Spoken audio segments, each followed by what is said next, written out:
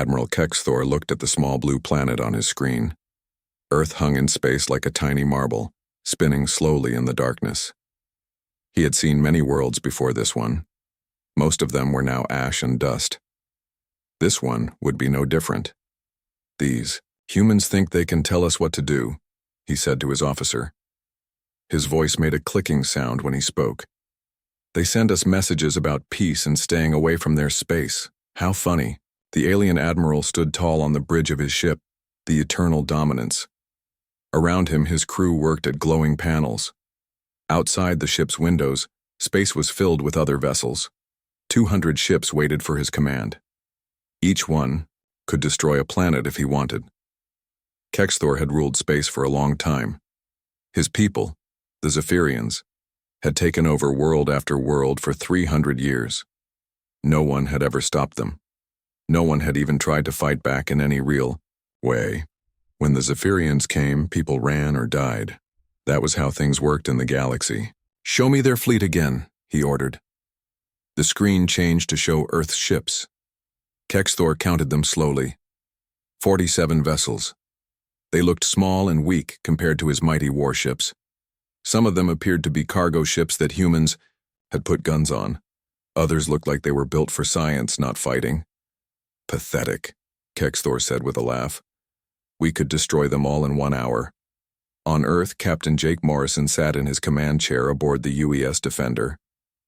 The ship was humanity's flagship, but it was not very big compared to alien vessels. Morrison was an older man with gray hair and tired eyes. He had fought in wars before, but nothing like this. "Sir, another message from the aliens," said Lieutenant Amy Carter. She was young and nervous. This was her first real battle assignment. Morrison nodded. "Put it on the screen." The alien admiral appeared on the monitor. His face was long and thin, with 4 eyes that glowed red. When he spoke, his words were translated by the computer. "Humans of Earth," Kexthor said, "you will move your ships away from our path. We must pass through your system to reach the colonies beyond. You have 72 hours to obey. If you refuse, we will destroy every ship you have." The message ended. The bridge was quiet for a moment. "Sir, what do we tell them?" Amy asked. Morrison stood up slowly. He walked to the big window that showed Earth below. The planet looked so peaceful from up here. Green and blue and white clouds. Billions of people lived down there. They were counting on him to protect them. "Send our standard reply," he said. "Earth's fleet does not allow hostile ships to pass through human space. Find another route." Amy looked worried. "Sir, they have 200 ships. We only have 47. "I know," Morrison said, "but we're not going to run." Morrison knew things that the aliens did not know. 50 years ago, humans had first met aliens. Those aliens had seemed friendly at first. They had visited Earth and talked about trade and peace. Then they had attacked without warning. Millions of humans had died before Earth's forces could fight back. The attack had taught humans a hard lesson. In space, being weak meant being dead. Since that day, every human ship was built for war, even if it looked peaceful. Every human in the fleet was trained to fight, even the scientists and doctors. Lieutenant Commander Ben Walsh worked in the intelligence office deep inside Earth's main command center. He knew more about alien races than almost anyone. The reports on his desk made him angry and scared at the same time. "The Zephyrians have destroyed 12 different species in the last 50 years, he told his aide, Sergeant Lisa Brooks. "They always start the same way. They demand passage through someone's space. When that species says no, the Zephyrians attack. After they win, they take everything. The species either becomes slaves or dies out completely." Lisa looked at the files. Pictures showed dead worlds and empty cities. "Why doesn't anyone fight back?" "Because they're not ready," Ben said. "The Zephyrians pick on species that are weak or alone. They've never attacked anyone who could really hurt them back." Ben thought about Earth's secret weapons. For 50 years, human scientists had been working on new technology. They had studied every piece of alien equipment they could find. They had built things that even the smartest aliens had never seen before. "Do you think we can win?" Lisa asked. Ben was quiet for a long time. "I think we're about to find out." Back on the UES Defender, Morrison called his senior officers together. The meeting room was small and simple. Maps of the solar system covered the walls. "The aliens think we're weak," Morrison said. "They think we'll run away or surrender without a fight. They're wrong." Captain Paul Henderson commanded one of the newer ships, the UES Retribution. "Sir, our intelligence says their technology is much more advanced than ours." "Their old technology is more advanced than our old technology," Morrison corrected. "But we haven't been using old technology for a long time." Morrison pressed a button, and the room's lights dimmed. A hologram appeared in the center of the table. It showed a new type of ship that most of the officers had never seen before. "This is the Eclipse-class vessel," Morrison said. "We built 36 of them in secret over the last 5 years. They use quantum displacement engines. They can disappear from normal space and reappear anywhere they want. Their weapons can bend space and time." The officers stared at the hologram. The ship looked like nothing they had ever seen. It was sleek and dark, with no visible weapons or engines. "The aliens don't know these ships exist," Morrison continued. "They think our most advanced vessels are the old Defender-class cruisers. They have no idea what we can really do." Captain Nancy Wright commanded the UES Vengeance.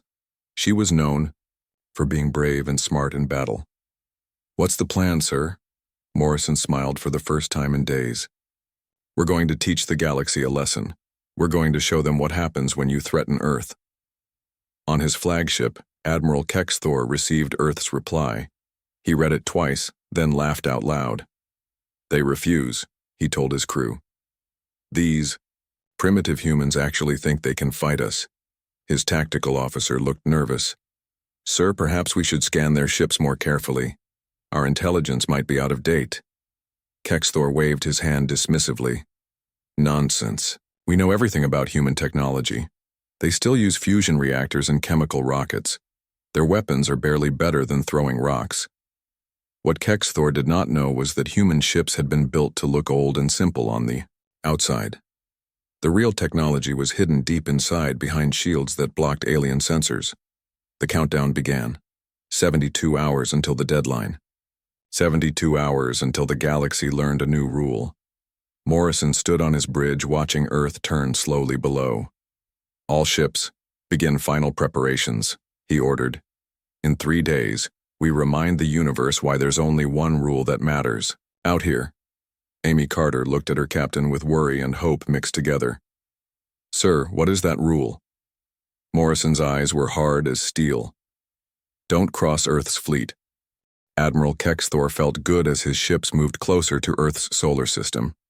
His fleet looked beautiful as it flew through space. The crystalline hulls of Zephyrian ships caught starlight and threw it back in rainbow colors. Each vessel was a work of art and a weapon of destruction. "Deploy the fleet in attack formation," he commanded. His tactical officer quickly sent orders to the other ships. Within minutes, 200 vessels had spread out in a wide line. They looked like a wall of death moving through the darkness. Kexthor studied the reports from his scouts. The humans had not moved their ships. They still sat in the same defensive positions around their planets. Most of their fleet appeared to be hiding behind Jupiter and Mars. "Cowards," he said with satisfaction. "They know they cannot win, so they hide behind their worlds like children." What Kexthor could not see was that many of the human ships were not hiding at all. They were simply not in normal space anymore. The quantum displacement engines allowed them to exist in between dimensions, invisible to alien sensors. On Earth, the War Council met in a deep underground bunker. Fleet Admiral Sandra Cole sat at the head of a long table. Around her were the commanders who would lead humanity's defense. The room had thick concrete walls and no windows. It felt like a tomb. "Status report," Cole ordered. "Commander Carlos." Rodriguez stood up. He was in charge of Earth's new weapons projects. "All 36 Eclipse-class ships are ready for battle. The quantum engines are working perfectly. Project Thunderbolt is armed and waiting." Cole nodded. She was a small woman with sharp eyes and gray hair. She had spent her whole life preparing for this moment. "What about our allies?" "The Delphini have agreed to share their quantum technology," Rodriguez continued. "The Corvan tribes are sending 12 battle groups. Even the ethereals have offered to help, though we're not sure how. This was the secret that the Zephyrians did not know. Earth was not alone anymore. Over the past 50 years, humans had made friends with other species. Not the big, powerful ones like the Zephyrians, but smaller groups who had also suffered under alien rule. Captain Morrison appeared on a hologram projector. He was still aboard the UES Defender near Jupiter. "Admiral, the enemy scouts are getting closer. They're trying to count our ships." "Let them count the ones we want them to see," Cole replied. "How many do they think we have?" 23 vessels, Morrison answered. "They can't detect the Eclipse-class ships or our allies. They think the rest of our fleet ran away." Cole smiled coldly. "Perfect. Let them think we're weak and afraid." In another part of the bunker, Lieutenant Commander Ben Walsh worked with his intelligence team. They were listening to alien communications and trying to predict what the enemy would do next. "The Zephyrians are very confident," Ben told his team. "Their messages show they expect an easy victory. They're planning to destroy our visible ships first, then demand Earth's surrender." Sergeant Lisa Brooks looked at the translation screens. "Sir, they're also talking about what they'll do after they win. It's not good." Ben read the intercepted messages. The aliens planned to take millions of humans as slaves. They would strip Earth's resources and turn the planet into a supply base. Anyone who resisted would be killed. "Make sure Admiral Cole sees this," Ben said quietly. "She needs to know what we're fighting for." Captain Paul Henderson prepared his crew aboard the UES Retribution. His ship was one of the new Eclipse-class vessels. It looked like empty space to enemy sensors, but it was full of weapons that could tear holes in reality. "Remember your training," he told his bridge crew. "We're not just fighting for Earth today. We're fighting for everyone the Zephyrians have ever hurt. We're fighting for the future of freedom in this galaxy." His weapons officer, Lieutenant Mark Davis, checked his controls one more time. "Sir, the gravity well torpedoes are loaded and ready. The dimensional cannons are charged." Henderson nodded. The gravity well torpedoes were humanity's most terrible weapon. They created tiny black holes that consumed everything around them. The dimensional cannons could fire through multiple realities at once, making them impossible to block or dodge. On the UES Defender, Captain Morrison watched as Zephyrian ships moved into their final attack positions. The aliens were still hours away, but their intentions were clear. This would be a battle of total destruction. "Amy, open a channel to all human ships," Morrison ordered. Lieutenant Amy Carter worked at her station. "Channel open, sir." Morrison stood up and faced the camera. He knew that thousands of human sailors were watching him, waiting for his words. "This is Captain Morrison to all ships," he began. "In a few hours, we're going to fight the biggest battle in human history. The aliens think we're weak. They think we'll run or surrender. They're about to learn how wrong they are." He paused, thinking about the people depending on him. "Our enemy has terrorized the galaxy for 300 years. They've destroyed entire species. They've turned free worlds into slave camps. Today, that ends. Today, we show the universe that some things are worth fighting for." Morrison's voice grew stronger. "We're not fighting for territory or glory. We're fighting for the right to exist. We're fighting for our families, our children, and our future. We're fighting so that no one will ever again have to fear the Zephyrian collective." Across the fleet, human crews listened to their captains' words. Many of them were young and had never seen real combat. Others were veterans who remembered the first alien attacks 50 years ago. All of them knew what would happen if they lost. "All ships begin Phase 1, Morrison commanded. "Show them what Earth's fleet can do." The first phase of the battle plan was psychological warfare. Human ships that had been hiding suddenly appeared on alien sensors, but they appeared in impossible places. Ships materialized inside asteroid fields behind moons, and even inside the coronas of distant stars. On his flagship, Admiral Kexthor watched his tactical display with growing confusion. "What is happening?" he demanded. "Those ships were not there a moment ago." His science officer studied the readings. "Sir, Our sensors show human vessels in locations that should be impossible. Some appear to be occupying the same space as solid objects. Others are showing multiple quantum signatures. Kexthor felt a cold touch of worry. Are our sensors malfunctioning? No, sir. All systems are working perfectly. The humans appear to have technology we don't understand. For the first time in his long military career, Kexthor began to doubt. His intelligence report said that human technology was primitive. His scouts had confirmed that Earth's ships were old and weak, but what he was seeing now made no sense. Sir, his communications officer called out, "We're receiving a transmission from the human fleet. Put it on the main screen." Kexthor ordered. Captain Morrison's face appeared on the display. The human looked calm and confident, not at all like someone facing certain defeat. "Admiral Kexthor," Morrison said, "this is your final warning.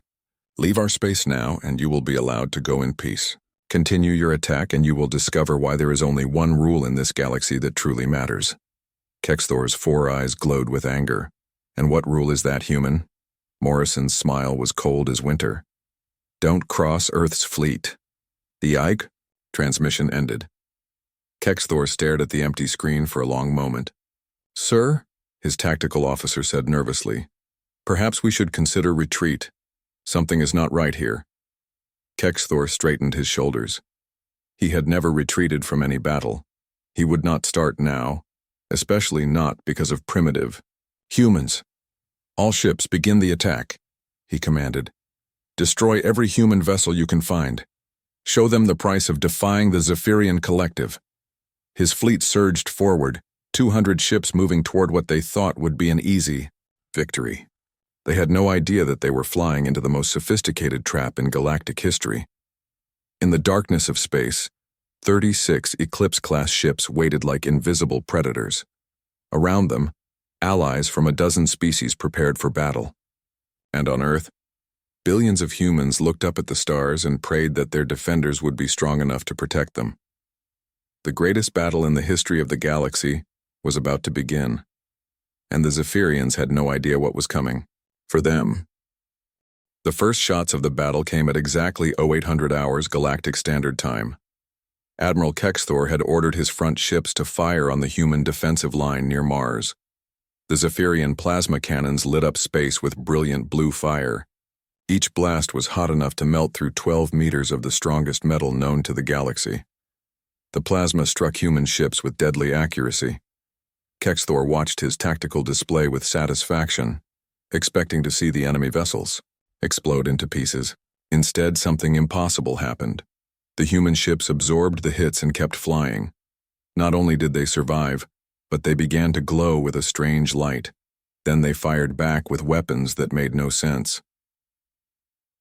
The UES Guardian, under Captain Steve Phillips, seemed to split into multiple copies of itself. Suddenly there were 5 identical ships where there had been one. All 5 versions fired at the same time, sending beams of pure energy that cut through 3 Zephyrian cruisers like they were made of paper. "What just happened?" Kexthor shouted at his science officer.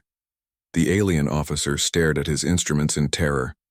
"Sir, our sensors show that the human ship fired through 11 different dimensions at the same time.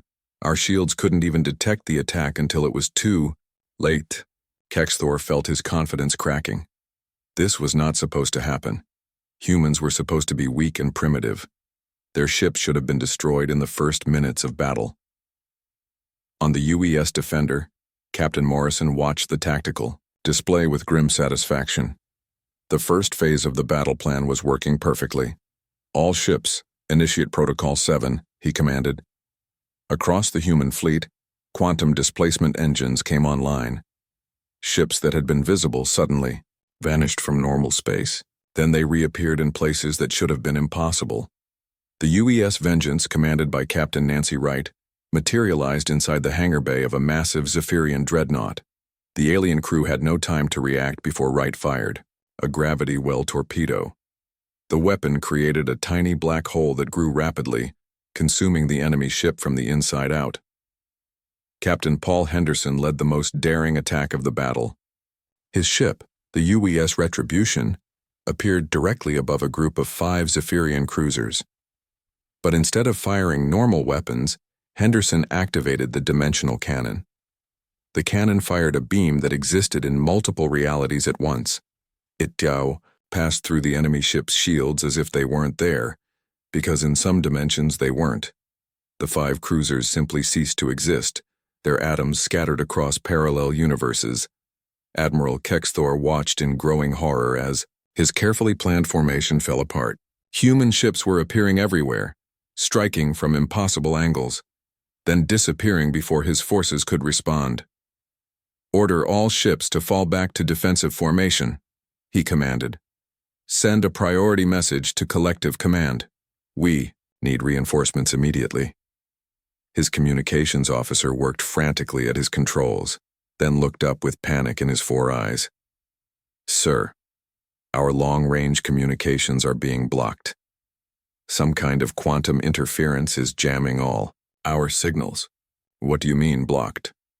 "Sir, we cannot contact anyone outside this solar system. We're completely cut off."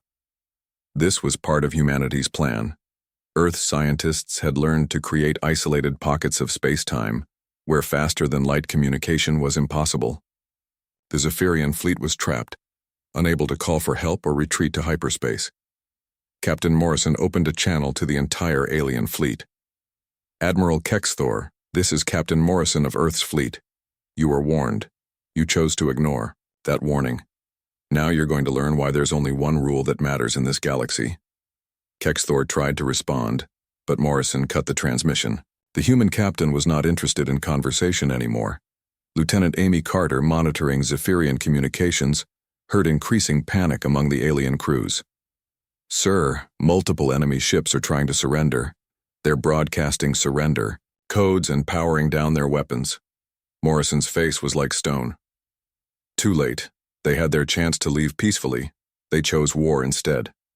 The UES Thunderbolt, under Captain Greg Foster, deployed humanity's most terrifying weapon. It was called a quantum editor, and it could change matter at the level of basic particles. Zephyrian ships targeted by this weapon simply stopped existing. They didn't explode or burn. They just weren't there anymore, as if they had never been built. Captain Steve Phillips led a squadron of mixed human and alien ships in an attack on the Zephyrian left flank. The aliens had never seen anything like it. Human vessels worked together with ships from the Delphini and Corvin species, each contributing their own special abilities. The Delphini ships could bend space around themselves, making enemy shots miss by impossible margins. The Corvin vessels were small but incredibly fast, darting between enemy ships like angry insects. And the human ships coordinated everything, turning the mixed squadron into a single, deadly weapon. "How are they doing this?" Kexthor demanded of his tactical staff. Half of his fleet was already destroyed or disabled. The battle had been going for only 2 hours, but it felt like a nightmare that would never end. "Sir," his science officer said with a trembling voice, "they're not just using better technology. They're using it together. Every species in their fleet is contributing something different. The humans provide coordination, the Delphini provide space manipulation, the Corvin provide speed and agility." Kexthor finally understood. Humanity had done something that no galactic power had ever attempted. They had created a truly cooperative military force where different species worked together instead of competing. The result was a fighting force that was much stronger than any single species could ever be. "Sir," his tactical officer called out, "the human flagship is moving toward us. It's accompanied by 6 ships we can't identify." On the UES Defender, Morrison prepared for the final phase of the battle. Around his ship flew vessels from 6 different species, all working together under human command. This was humanity's greatest achievement, not just building better weapons, but building better alliances. "Amy, open a channel to all coalition forces," Morrison ordered. "Channel open, sir." Morrison spoke to the combined fleet. "All ships, this is Admiral Morrison. We are about to implement the Harmony Protocol. Link your minds and ships together. Let's show the galaxy what cooperation can accomplish." Across the coalition fleet, something incredible happened. Ethereal beings, creatures of pure energy who rarely interfered in physical conflicts, connected the minds of every willing participant in the battle. Suddenly, 800 ships from dozens of species began moving as one. The Zephyrian forces, trained for individual combat and rigid command structures, had no defense against this coordinated assault. Ships that had terrorized the galaxy for centuries found themselves outmaneuvered and outfought by vessels they should have easily destroyed. Admiral Kexthor watched his flagship's shields fail under constant attack. Around him, his bridge crew worked desperately to keep the ship operational. But it was hopeless. In the space of 4 hours, his invincible fleet had been reduced to scattered survivors running for their lives. "Sir," his communications officer said quietly, "we're receiving a transmission from the human fleet." Morrison's face appeared on the main screen one final time. The human captain looked tired but determined. "Admiral Kexthor," Morrison said, "your fleet is defeated. Your ships are destroyed. Your crew is dead or dying. This is your last chance to surrender with honor." Kexthor looked around his ruined bridge. Most of his officers were wounded or dead. His beautiful flagship was falling apart around him. Of the 200 ships he had brought to destroy Earth, fewer than 20 were still able to fight. For the first time in his long military career, the proud Zephyrian admiral felt something he had never experienced before: complete and total defeat. He began, then stopped. The words were hard to say. "I surrender. The collective fleet surrenders. Please, no more killing." Morrison nodded slowly. "You should have thought of that before you threatened our people." The Battle of Sol was over. The mighty Zephyrian collective, which had ruled the galaxy through fear for 3 centuries, had been destroyed by a species they thought was primitive and weak. But Captain Morrison knew this was only the beginning. Word of this battle would spread across the galaxy. Other powers would take notice. Some would want to be friends with humanity. Others would want revenge. The real war was just starting. The news of Earth's victory spread across the galaxy faster than anyone expected. Within days, every major power in known space had heard about the destruction of the Zephyrian fleet. The reaction was different on every world. Captain Morrison stood on the bridge of the UES Defender, looking out at the debris field that stretched for millions of kilometers. Pieces of crystalline hull caught the light from distant stars. This was all that remained of 200 ships that had once terrorized entire star systems. "Captain," Lieutenant Amy Carter called from her station, "we're receiving thousands of messages from across the galaxy. Species we've never heard of are trying to contact us." Morrison nodded. He had expected this. When a bully gets defeated, everyone who was ever afraid wants to know about the one who did it. "What kinds of messages?" he asked. Amy sorted through the communications. Some are congratulations, some are requests for help, and some— She paused, looking worried. "Some are threats." On Earth, Fleet Admiral Sandra Cole sat in an emergency meeting with world leaders. The victory had been complete, but it had also painted a target on humanity's back. Every major power in the galaxy now saw Earth as either a potential ally or a dangerous enemy.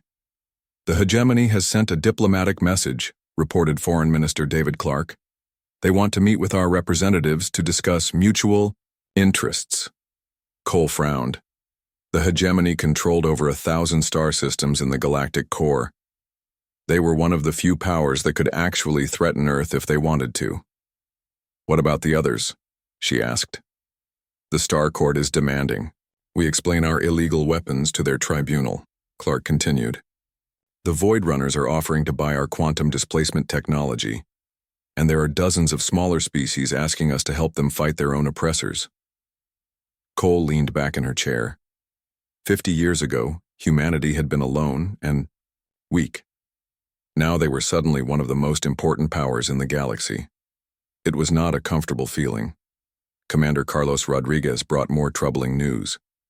"Admiral, our deep space sensors are detecting massive fleet movements throughout Zephyrian territory.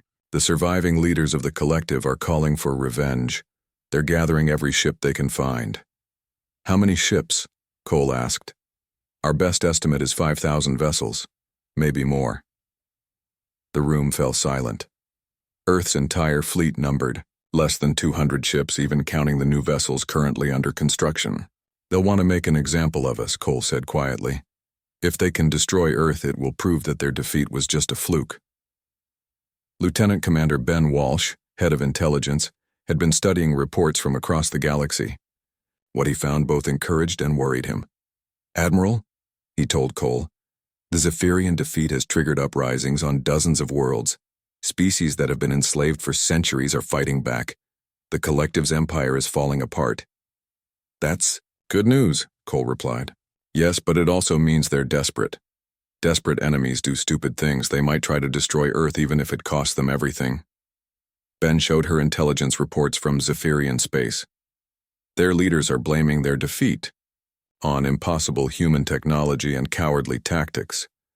They refuse to believe that we simply outfought them.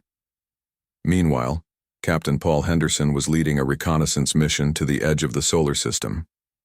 His ship, the UES Retribution, used its advanced sensors to watch for signs of enemy activity. "Sir," his sensor operator reported, "I'm detecting quantum signatures at extreme range. Something big is moving in hyperspace, about 6 months away." Henderson studied the readings.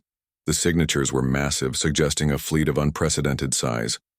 "Send a priority message to Earth Command," he ordered. "Tell them the Collective is mobilizing everything they have, and tell them we have 6 months to get ready." Back on Earth, Admiral Cole faced the most important decision in human history. She could try to negotiate with the Collective, perhaps offering them some kind of tribute or apology. Or she could prepare for the largest space battle ever fought. "Ma'am," Commander Rodriguez said, "we've received responses to our request for allies. The results are mixed." "Tell me." "The Delphini will support us completely. They're sending their entire fleet and their best scientists. The Corvan tribes are eager to fight alongside us again. They say it's the most fun they've had in centuries." Cole smiled slightly. The Corvan were a warrior species who lived for battle. They had enjoyed the last fight immensely. What about the others? "The Ethereals are willing to help, but they want something in return. They won't say what. The Rigel Alliance is staying neutral. They're afraid of collective retaliation, and the minor species are split. Some want to join us, others are too scared." Cole thought about this. Earth needed allies, but they couldn't force anyone to fight. "Send a message to every free species in the galaxy," she decided. "Tell them that we're forming a coalition to end Zephyrian tyranny once and for all. Anyone who wants to join us is welcome. Anyone who doesn't can stay out of our way." The response was overwhelming. Species that had hidden in the shadows for centuries began emerging. They brought ships, technology, and most importantly, hope. Captain Steve Phillips found himself commanding a mixed squadron of vessels from 12 different species. His human ship flew alongside Delphini quantum cruisers, Corvan attack fighters, and ships from races he had never heard of before. "It's amazing," he told his crew. "For the first time in galactic history, different species are working together as equals, not as rulers and subjects, but as partners." His weapons officer, Lieutenant Karen Stone, looked at the mixed fleet on their screens. "Sir, do you think it will be enough? 5,000 enemy ships is a lot." Phillips considered the question carefully. "Karen, we're not just fighting with ships and weapons. We're fighting with something the Collective has never understood: cooperation. Every species in our coalition brings something unique to the battle. Together, we're stronger than the sum of our parts." On the former Zephyrian homeworld, Supreme, Speaker Velthar raged in his crystal palace. The ancient ruler had lived for over 1,000 years, and he had never experienced such humiliation. "Bring me Admiral Kexthor," he commanded. The defeated admiral was brought before the Supreme Speaker in chains. Kexthor had once been proud and confident. Now he looked broken and afraid. "You lost 200 ships to primitive humans," Velthar accused. "Explain this failure." Kexthor raised his head with difficulty. "Supreme Speaker, the humans are not primitive. Their technology is centuries ahead of our intelligence estimates. They fight with weapons that can manipulate space and time itself. Lies. Velthar struck the admiral with a crystalline staff. You were defeated because you were weak and cowardly. I will not make the same mistake. Velthar turned to address his war council. Gather every ship in the collective. Call back our fleets from the frontier. Conscript vessels from our subject species. I want 5,000 ships ready for battle, within 6 months. Supreme Speaker, one of his advisors said carefully, that would leave our other territories undefended. The rebellions might spread. Let them rebel, Velthar snarled. After we destroy Earth, there will be time to deal with rebels. The humans must be made an example of. Every species in the galaxy must know the price of defying us. What Velthar didn't understand was that his defeat at Sol had already changed everything. The myth of Zephyrian invincibility was broken. Across the galaxy, oppressed species were finding the courage to fight back, and on Earth, humanity was preparing for the battle that would determine the future of galactic civilization. Admiral Cole stood before a massive tactical display showing the growing coalition fleet. 6 months, she said to her staff. In 6 months, we face the largest armada in galactic history. Are we ready? Commander Rodriguez looked at the numbers. Ma'am, we'll have about 800 ships from 47 different species. It's the most diverse military force ever assembled. And the enemy will have 5,000 ships, Cole replied. This won't be easy. Captain Morrison, now promoted to Admiral, joined the meeting via hologram. Admiral Cole, I've been thinking about our strategy. We can't fight them the way they expect. We need to use our advantages, cooperation, advanced technology, and the element of surprise. Cole nodded. What do you have in mind? Morrison's smile was cold as space. We're going to teach the galaxy one final lesson about the price of crossing Earth's fleet, and this time, the lesson will be permanent. The greatest battle in galactic history was 6 months away. Both sides were preparing for total war. Only one would survive to write the history books. 6 months after the first battle, the largest fleet in recorded galactic history gathered at the edge of the Sol system. 5,000 Zephyrian vessels stretched across light hours of space, their crystalline hulls glowing with stored energy. This was the entire military might of the collective, gathered for one purpose, to destroy Earth and everyone who lived there. Supreme Speaker Velthar stood on the bridge of his massive flagship, the Cosmic Subjugator. The ship was 10 kilometers long and armed with enough weapons to destroy entire worlds. Around him, his crew worked with nervous energy. They all knew that this battle would decide the fate of their empire.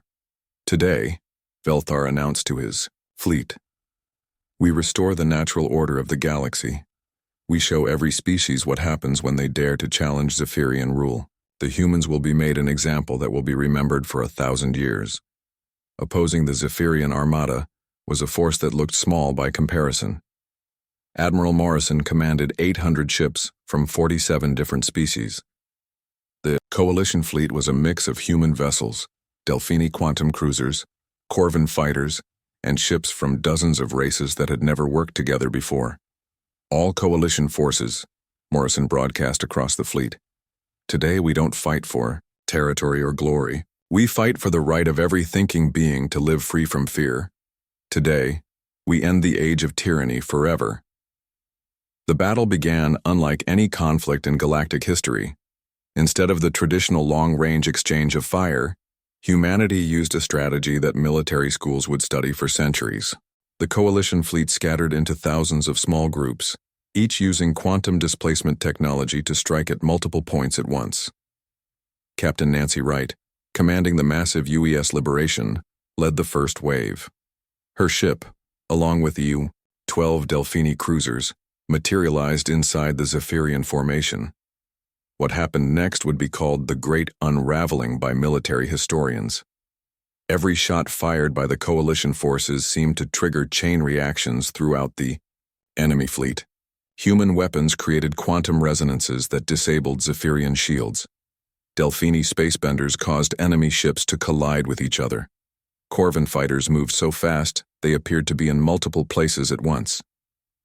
Supreme Speaker Velthar watched in growing terror as his mighty fleet was torn apart by tactics he couldn't understand. How are they doing this? He demanded of his science officer. The terrified officer stared at his instruments. Supreme Speaker, they're not fighting as separate fleets. Every ship in their force is connected somehow. They share information instantly and coordinate their attacks perfectly. The truth was even more amazing than the officer realized. The ethereals, beings of pure energy, had created a network that linked the minds of every willing warrior in the coalition. The result was a fighting force that acted like a single vast intelligence. Admiral Morrison felt the connection flow through him. He could sense the thoughts and actions of captains from dozens of species, all working toward the same goal. It was like being part of something much larger than himself. Phase 2, he ordered. All ships implement the Unity Protocol. Across the Coalition fleet, something unprecedented happened. Every vessel, regardless of what species built it, began moving in perfect harmony. Human ships provided tactical coordination. Delphini vessels bent space around them. Corvan fighters moved like a swarm of deadly insects, and species that had never met before fought side by side like old friends. The Zephyrian forces, trained for individual combat and strict hierarchy, had no defense against this coordinated assault. Ships that had terrorized the galaxy for centuries found themselves outmatched by vessels they should have easily destroyed. Captain Steve Phillips led a mixed squadron in an attack on the enemy's left flank. His human ship flew alongside vessels from 6 different species, each contributing its special abilities to the group. "This is incredible," he told his crew. "We're not just using our own strengths, we're multiplying them by working together." His tactical officer, Lieutenant Mark Brown, watched the battle display with amazement. "Sir, the enemy fleet is starting to break apart. They can't handle our coordination." Meanwhile, Captain Paul Henderson commanded one of the new Eclipse class ships in a strike against the Zephyrian command structure. His vessel could exist in multiple dimensions at once, making it nearly impossible to target. "Fire the dimensional cannon," he ordered. The weapon created a beam that passed through parallel realities, striking enemy ships that thought they were safely hidden behind others. 3 Zephyrian command vessels simply vanished, leaving their support ships confused and leaderless. Supreme Speaker Velthar realized that his fleet was losing badly. In just 6 hours, he had lost over half his ships. The remainder were scattered and demoralized, no longer fighting as a unified force. "Ships, fall back to the reserve position," he commanded. But many of his captains could no longer hear him. The coalition forces had systematically destroyed his communication networks. Admiral Morrison prepared for the final phase of the battle. Around him, the coalition fleet moved like a living thing, each part supporting the others. "Amy, open a channel to the enemy flagship," he ordered. Lieutenant Amy Carter, now his fleet communications coordinator, nodded. "Channel open, sir." Morrison's face appeared on screens throughout the Zephyrian fleet. "Supreme Speaker Velthar, your fleet is defeated. Your empire is falling. This is your last chance to surrender and spare the lives of your remaining crews." Velthar's response was filled with rage and desperation. "Never. The collective will never bow to primitive humans and their mongrel allies." Morrison's expression didn't change. So be it. The final assault on the Zephyrian fleet was swift and decisive. Coalition forces converged from all directions, using tactics that the enemy couldn't predict or counter. Ships that tried to run found their escape routes blocked. Vessels that tried to fight were overwhelmed by coordinated attacks. Captain Greg Foster, commanding the UES Thunderbolt, deployed the quantum editor one final time. The weapon didn't just destroy enemy ships. It removed them from existence so completely that it was as if they had never been built. Within 2 hours, the mighty Zephyrian fleet was reduced to scattered survivors begging for mercy. Supreme Speaker Velthar found himself alone on his crippled flagship surrounded by coalition vessels. His final transmission was broadcast across the galaxy. I surrender. The collective surrenders completely. Please, no more destruction. We yield to the coalition." Admiral Morrison's response was heard by billions of beings throughout known space. "The Zephyrian collective is hereby dissolved. Your fleets will be disbanded. Your conquered territories will be freed. Your slaves will be liberated. Any attempt to rebuild your empire will be met with the full force of the Galactic Coalition. The Battle of Saul's End, as historians named it, lasted only 18 hours. Of the 5,000 ships that came to destroy humanity, fewer than 200 survived, to carry word of their defeat to the galaxy. In the aftermath, as debris from 2 fleets drifted through space, representatives from hundreds of species began arriving at Earth. They came to join the coalition, to learn about cooperation, and to help build a new kind of galactic civilization. Admiral Morrison stood on the observation deck of the UES Defender, watching Earth rise over the lunar horizon. The blue and white planet looked peaceful, as if the greatest battle in galactic history had never happened. Lieutenant Amy Carter joined him at the window. "Sir, do you think they'll remember the lesson?" Morrison considered her question carefully. "They'll remember for a while, and when new tyrants arise, we'll be here to remind them." He thought about all the species that were now free because of what had happened here. Entire civilizations could now grow and prosper without fear. "The galaxy has learned something important," he continued. "Cooperation is stronger than domination. Working together is better than fighting alone. And some things are worth fighting, for no matter the odds." Amy looked out at the stars. "What happens now, sir?"